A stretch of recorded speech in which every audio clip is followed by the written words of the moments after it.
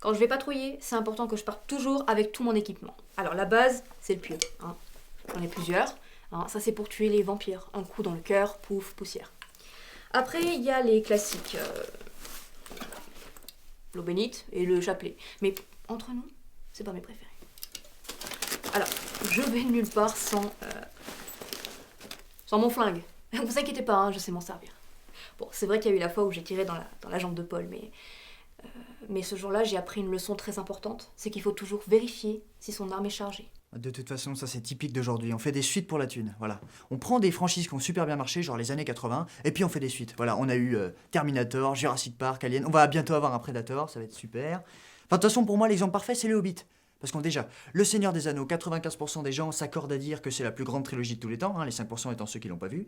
Mais le Hobbit, si vous voulez, je compare ça à une immense tartine, voilà, une énorme tartine avec une toute petite motte de beurre, voilà. Et on étale comme ça. On étale, on étale, on étale, on essaie d'avoir les coins. Et à la fin, on obtient un truc énorme, sec, fade et indigeste, voilà, imbouffable. Et de toute façon, la différence entre Le Seigneur des Anneaux et le Hobbit, c'est que dans 50 ans, Le Seigneur des Anneaux, on en parlera encore.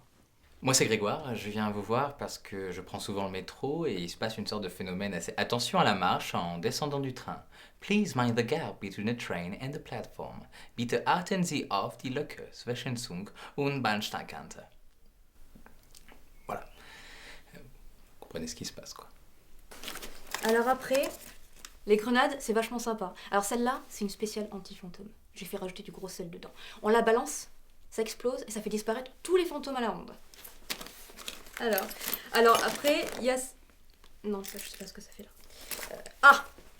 Alors celle-là, je l'adore. Ça, c'est pour dégommer du zombie.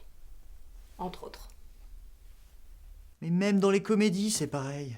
Prenez Les Bronzés 3, ou alors Camping 3. Bon, déjà, le 2 était pas forcément nécessaire. Hein. Non, tiens, Les Visiteurs en Amérique. Voilà, là, ils ont réussi à enlever tout ce qui était drôle du premier. Parce que dans le premier, ce qui était marrant, c'était pas que de voir Jacouille qui fait « C'est ok !» hein. C'était surtout de voir des Français d'époques différentes qui se rencontrent. Voilà. C'était ça le décalage de l'humour qui marchait. Mais là, ils le foutent en Amérique. Du coup, le décalage, il est plus là.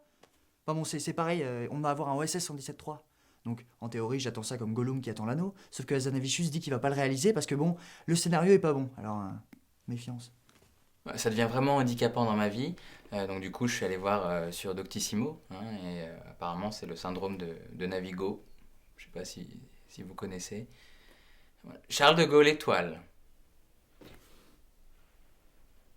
Charles de Gaulle étoile.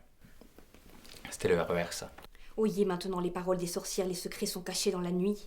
Les dieux anciens sont invoqués ici afin que soient révélés l'art de la magie. En cette nuit, en cette heure, j'invoque le pouvoir supérieur. Donnez le pouvoir aux sœurs qui sont trois. Donnez-nous le pouvoir. Nous voulons le pouvoir.